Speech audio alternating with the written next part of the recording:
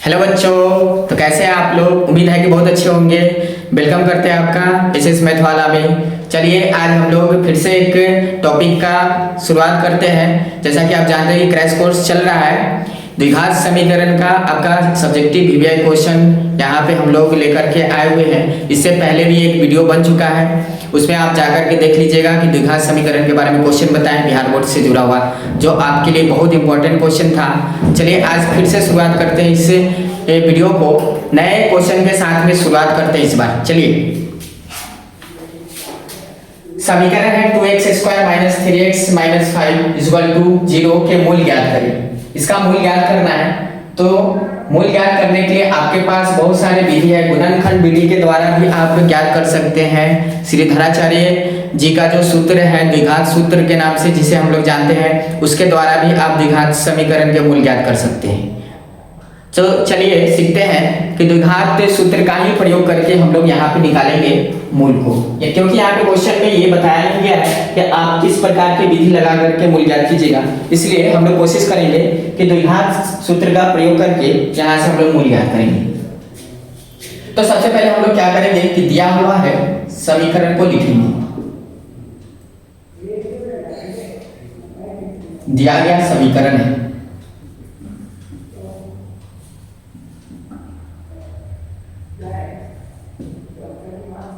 कि समीकरण द्विघात समीकरण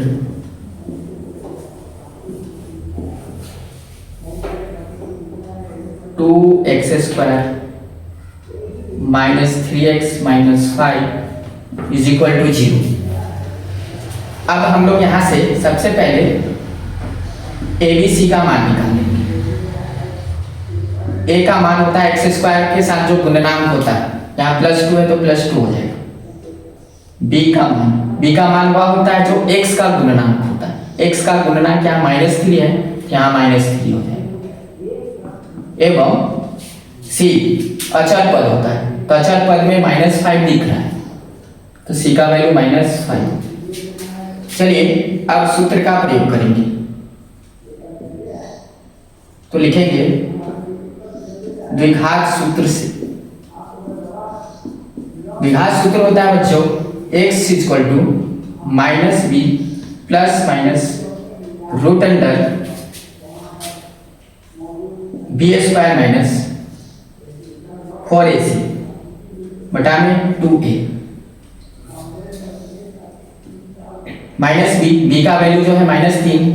पहले से फॉर्मूला में आपको दिख रहा होगा माइनस, तो -3 यहाँ पे लिखेंगे, और b का मान -3 है तो -3 ब्रैकेट के अंदर भी लिखेंगे, प्लस माइनस रूट अंडर यहाँ पे b² है, तो b² का जो मान, b का जो मान है -3, यहाँ पे -3 का स्क्वायर करेंगे, माइनस 4 इंटू a का मान 2 है, 2 रख देंगे, c का मान -5 तो -5 बटा में 2a है, 2 गुना में a का मान 2 है।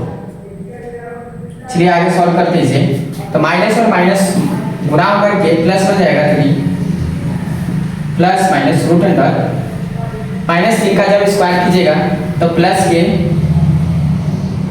9 बन जाएगा। यहाँ पे देखिए माइनस और माइनस का मल्टीप्लाई प्लस हो जाएगा, 4 और 2 का गुना 8, और 8 में 5 से गुना कराइएगा तो 40 हो जाएगा। यहाँ 2 और 2 का गुना 4 हो गया। इसके आगे यहाँ पे देखिएगा ये सब x का मान था। चलिए इसे अब आगे सॉल्व करते हैं। यहाँ पे देखिए 9 + 40 49 हो गया।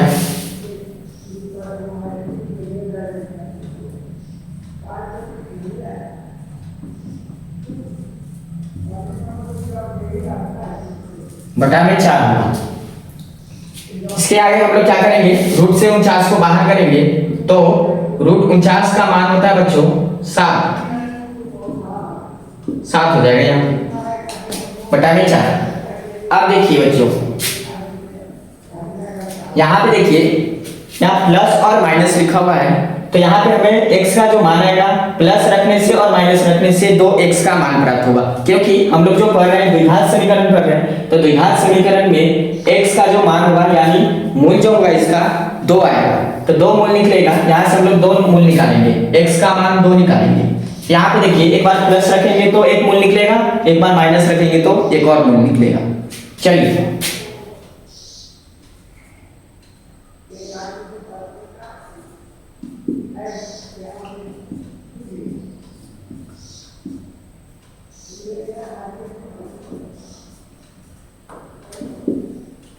तीन प्लस 7 करने से 10 हो गया, और 3 में से 7 घटेगा तो -4 हो जाएगा।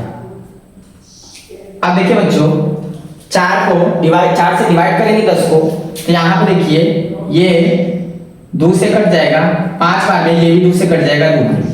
अब 4 से 4 कट गया, तो यहाँ पे देखिए लास्ट जो आंसर होगा मूल, वो x का मान होगा 5/2, और यहाँ पे -1 हो जाएगा।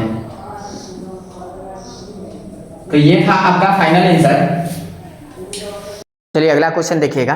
गुणनखंड विधि से द्विघात समीकरण 4x² minus 12x plus 9 equal to 0 के मूल ज्ञात करें। कैसे ज्ञात कीजिएगा? गुणनखंड विधि से सबसे पहले आप दिया गया समीकरण को नोट कीजिए। दिया है कि 4x² minus 12x plus 9 equal to 0। अब इसे हम लोग को गुणनखंड विधि से पूछा गया कि इसका हल यानी मूल ज्ञात करने के लिए। यह क्वेश्चन आपको 2022 में पूछा गया है बोर्ड में। चलिए इसे गुणनखंड विधि के द्वारा कैसे हल करते हैं ये सिखाते हैं आपको। सबसे पहले आप प्रथम पद और अंतिम पद का गुणा कर लीजिए। तो 4x² गुना 9 36x² हो जाएगा। अब मध्य पद जो होता है उसको दो ऐसे गुणनखंड में बांट देते हैं, विभाजित करते हैं, जो गुणा करने पर 36x² के बराबर होनी चाहिए, तथा यह भी देखना है कि मध्य पद जो दो भाग आएगा वो दो संख्याओं का जोड़ने पर और घटाने पर क्या होना चाहिए? -12x होना चाहिए। मध्य पद को दो भाग में तोड़ना है, दो ऐसे संख्या में तोड़िए कि जोड़ने या घटाने पे -12x होना चाहिए और दोनों संख्या को गुणा करने पर 36x² के बराबर आनी चाहिए। तो चलिए इसका जो होगा, आप 36 को दो भाग में ऐसे तोड़िए, तो बहुत सारा तोड़ने का तरीका हो सकता है। 1 गुना 36 भी हो सकता है, 2 गुना आप 18 भी लिख सकते हैं, 3 गुना 12 लिख सकते हैं, 4 और 9 लिख सकते हैं, 5 तो होगा नहीं, 6 गुने 6 लिख सकते हैं। तो यहाँ पे देखिए बच्चों, इसको जोड़ने पर 37 हो जाएगा, लेकिन घटाने पे 35 होगा। 2 और 18 को जोड़िएगा तो 20 हो जाएगा, और 18 में से 2 घटाइएगा तो 16 हो जाएगा। यहाँ 3 जोड़िएगा 12 में तो 15 हो जाएगा, और 12 में से 3 घटाइएगा तो क्या हो जाएगा? यहाँ पे 9 बन जाएगा। तो ये सब नहीं होगी। यहाँ देखिए 4 और 9 को जोड़ने पर 13 हो रहा है, घटाने पे 5 हो रहा है, ये भी नहीं होगा। यहाँ देखिए 6 और 6 को जोड़ने पे 12 हो जा रहा है, इसका मतलब आप मध्य पद को 6 और 6 में लिखिएगा।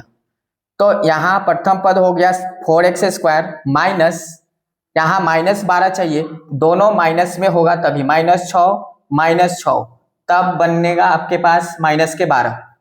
तो -6x यहाँ पे लिखना पड़ेगा, प्लस के 9 इक्वल टू 0।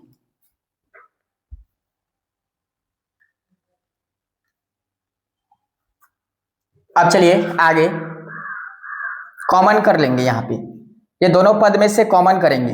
यहाँ पे देखिए तो दोनों पद में आपको 2 कॉमन नजर आएगा और x कॉमन होगा, तो 2x कॉमन करेंगे यहाँ पे। तो 4x² में से 2x कॉमन कीजिएगा तो 2x बच जाएगा अंदर में, माइनस यहाँ से 6x में से 2x चला गया तो 3 हो जाएगा, x तो बाहर हो गया। यहाँ से देखिए माइनस, यहाँ वाला चिन्ह कॉमन आ जाएगा, माइनस कॉमन लेंगे, साथ में इस पद में से कॉमन करेंगे।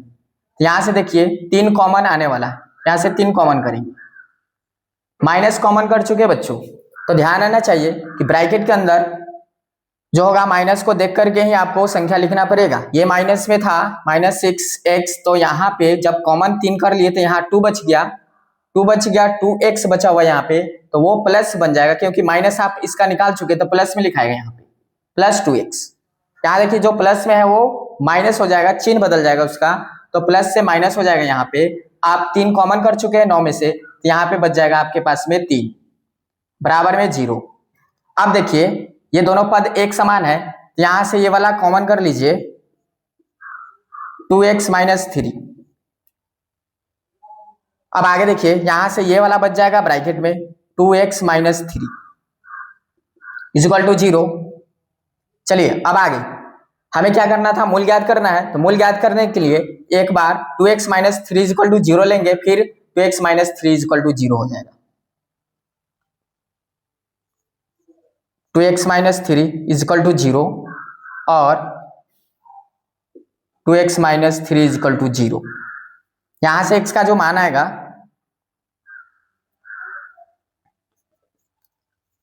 2x माइनस 3 बराबर के उधर जाएगा तो प्लस के 3 हो जाएगा। अब 2 गुना में है तो भाग में चला जाएगा, तो x का मान जो आएगा 3/2। सेम था यहाँ पे भी गुणनखंड, इसका मतलब x का वैल्यू यहाँ पे भी 3/2 हो जाएगा।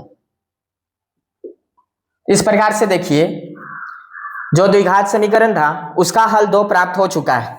एक है 3/2, दोनों के दोनों 3/2 है। यहाँ पे लिखेगा था मूल 3/2 है। ये हो गया आंसर।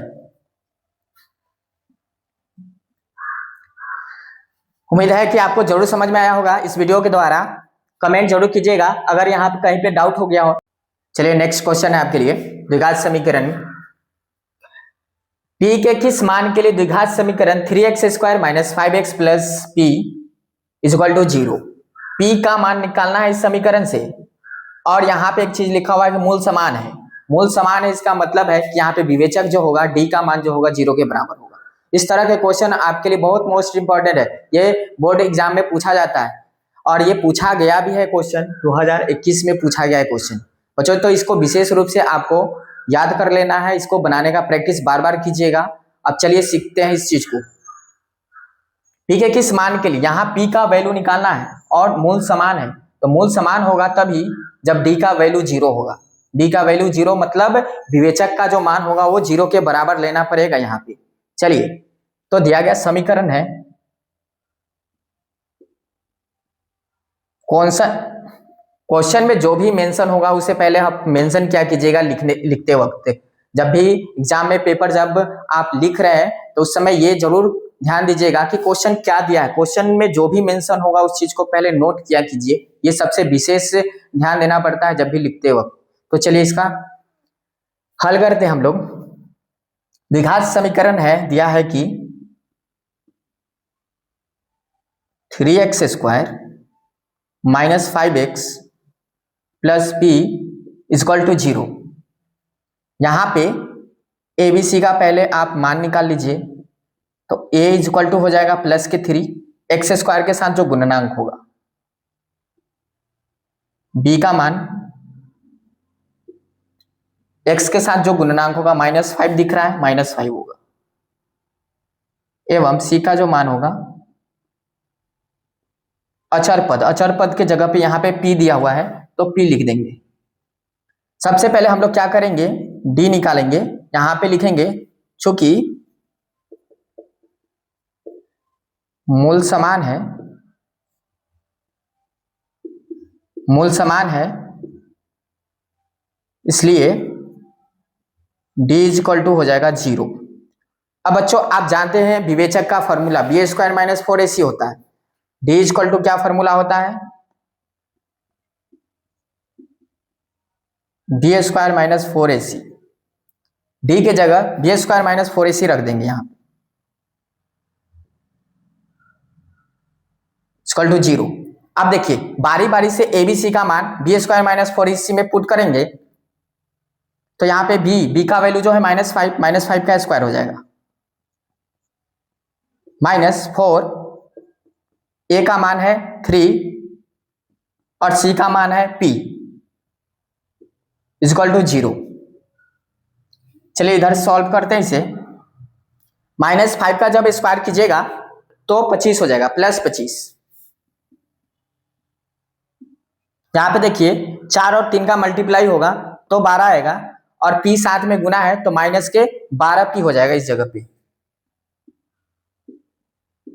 = 0। अब चलिए बच्चों, माइनस वाला जो पद है उसे हम बराबर के उस तरफ ले जाएंगे तो प्लस में बन जाएगा।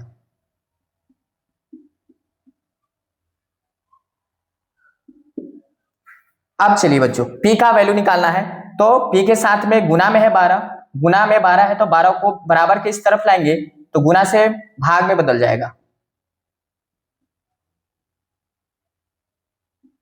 इस प्रकार से p का मान हमें प्राप्त हुआ 25/12। ये कट नहीं सकता है, इसलिए p का जो मान हो गया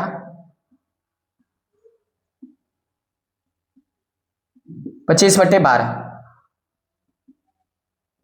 ये आपका आंसर हुआ। तो आपसे क्वेश्चन किया गया था कि p का मान ज्ञात करने के लिए समीकरण जो दिया हुआ था 3x² - 5x प्लस में p, यहां से हम p का मान ज्ञात कर लिए। उम्मीद है कि आपको जरूर समझ में आया होगा। यहाँ पे चेक कर लीजिए, इस चीज को एक बार लिख लीजिए, इसे नोट कर लीजिए। तो ऐसे ही कमेंट